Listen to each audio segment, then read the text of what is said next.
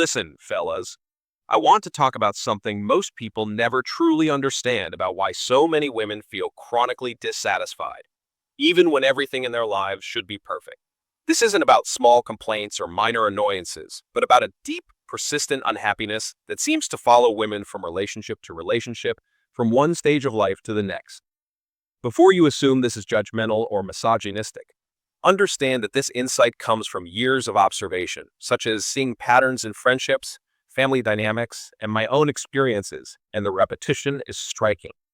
There is a consistent mechanism, a combination of biology, upbringing, societal messaging, and unconscious programming that makes chronic dissatisfaction more common than most realize. Understanding this mechanism changes how you see relationships, because if you don't, you'll end up blaming yourself, bending over backward, apologizing for things you didn't do wrong, and wondering why, no matter what you do, it's never enough. Some of this starts with biology. Women, like men, are influenced by inherited personality traits. Research shows that roughly half of personality traits, including tendencies toward optimism or pessimism, are genetic. Some people are simply wired to notice gaps, flaws, or what is missing in their lives. This isn't a moral failing, it's biology. Growing up in a household where dissatisfaction is modeled, perhaps because the mother is perpetually unhappy or overly critical, reinforces this tendency. The combination of genetics and environment can make unhappiness feel like the default, a lens through which every experience is filtered. However, biology alone doesn't explain the full picture. Childhood experiences write the psychological software that governs adult reactions and emotional patterns. Childhood plays a significant role. Many women grow up absorbing subtle lessons about what relationships are supposed to be. Some had fathers who were emotionally absent, critical, or inconsistent, teaching them subconsciously that men are unreliable or disappointing. Later in life, this expectation often becomes self-fulfilling, as women choose partners who replicate that familiar dynamic or behave in ways that make even good men seem insufficient.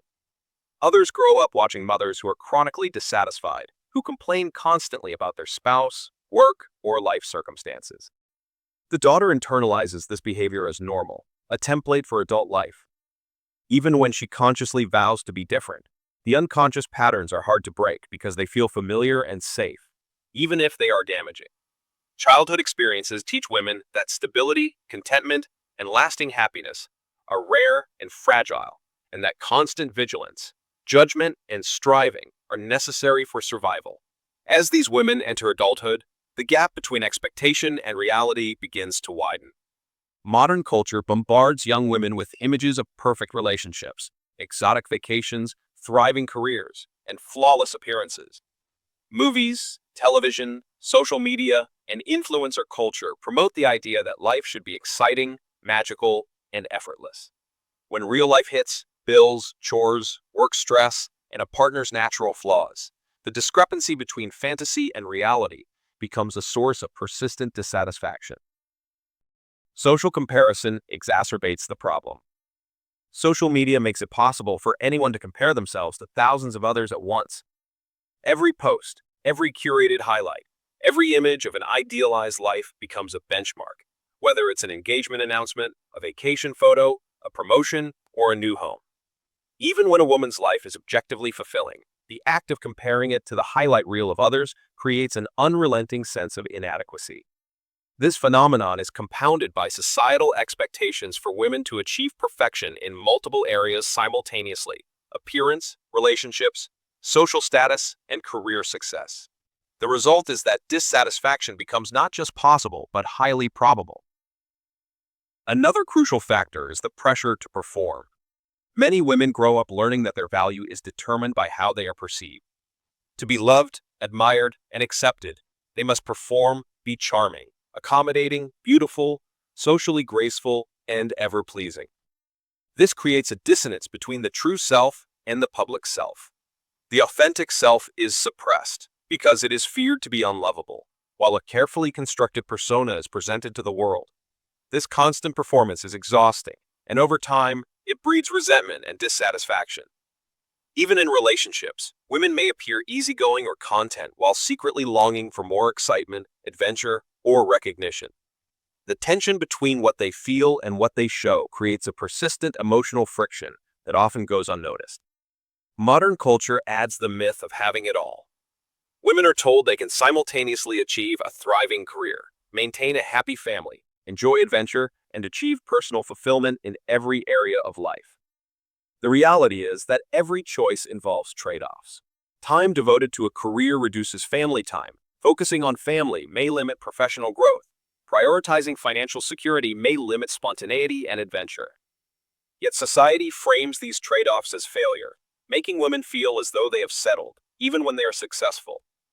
I have observed highly accomplished career women who are miserable because they do not have children, stay-at-home mothers who feel trapped because they lack professional fulfillment, and women trying to balance both who feel exhausted and inadequate. The myth of having it all creates a generation of women who feel like failures no matter what they achieve, because there is always something they perceive as missing. Unhappiness can also become part of identity. Women bond with peers through complaining and dissatisfaction, gaining social validation and attention by sharing their frustrations. Over time, dissatisfaction becomes familiar, comfortable even, and contentment feels foreign, threatening, or suspicious. Attempting to achieve happiness requires a fundamental shift in identity, which can be frightening. Many women unconsciously recreate the patterns they grew up with, projecting childhood wounds onto partners, seeking out drama, or testing boundaries to feel secure. This creates tension, conflict, and cycles of dissatisfaction, even in otherwise healthy relationships. Drama becomes a familiar rhythm, stability feels temporary, and happiness becomes suspect because it is unfamiliar. The princess narrative instilled in girls from childhood adds another layer of complexity. Being told they are special, unique, deserving of love and admiration, and entitled to a fairy tale life creates unrealistic expectations. No matter how kind, attentive, or successful a partner is, he will never match the fantasy. Additionally, the reinforcement of feminist superiority and entitlement can create dynamics where men are subconsciously viewed as subordinate or primarily responsible for the woman's happiness. Yet respect and genuine connection cannot exist in relationships where one partner views the other as inferior, which leads to dissatisfaction, tension, and emotional disconnection. The combination of social comparison, princess programming, and internalized dissatisfaction fuels what I call grass is greener syndrome. Women are constantly bombarded with evidence that others appear to have it better. More exciting vacations, more luxurious possessions, more devoted partners, more opportunities. Even when they achieve what they once longed for, marriage, career success, financial stability, the satisfaction is fleeting because perception is influenced more by what others have than by what they themselves possess.